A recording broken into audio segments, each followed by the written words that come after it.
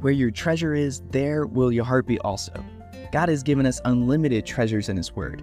Every time we open it, we can discover a new treasure or admire an old one. What will we find today?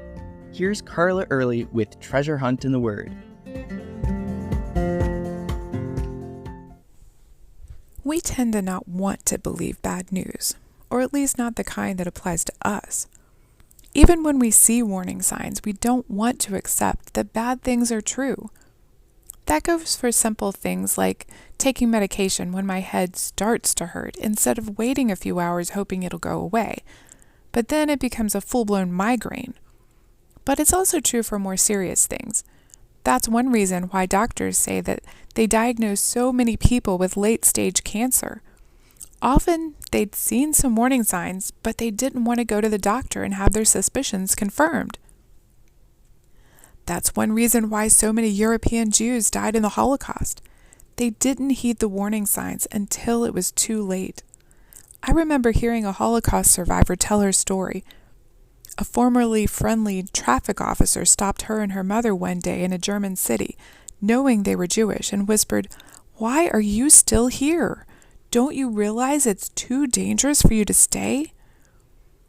Her parents had hoped everything would just blow over, but it didn't, and then it was too late. In Jeremiah's day, the Lord told him to tell Judah's king, Zedekiah, that he shouldn't resist Nebuchadnezzar's reign over him. God even warned him that other prophets would tell him the opposite, but do not listen to them, he said.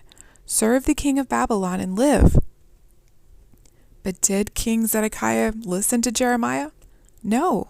He rebelled against Nebuchadnezzar. The Babylonians sacked the city, and the people of Judah were killed or taken into captivity. Zedekiah himself tried to escape, but he was captured. They executed his sons right in front of him and then gouged his eyes out. Imagine that. The last thing he ever saw on this earth were his sons being killed. Then they took him to Babylon in chains and imprisoned him for the rest of his life. And just think, all of that could have been avoided had he listened to the warnings God sent him through Jeremiah. The Bible warns all of us of all sorts of things.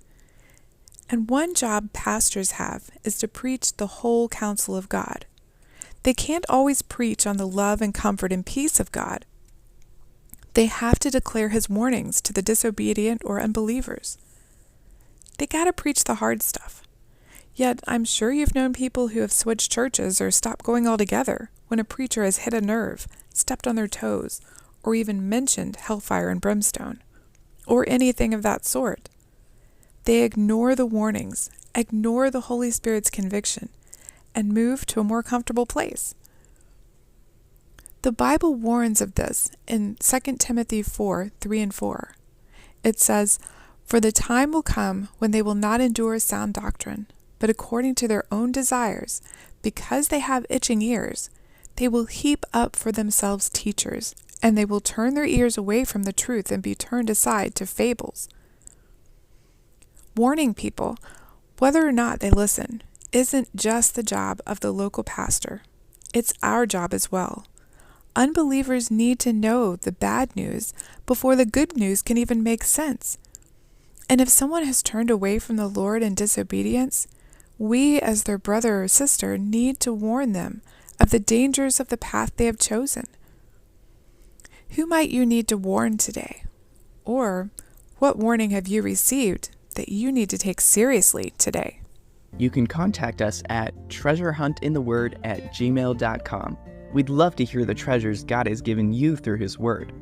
You can listen to other episodes on our website, which you can find in the description below. Thank you for listening, and remember, where your treasure is, there will your heart be also.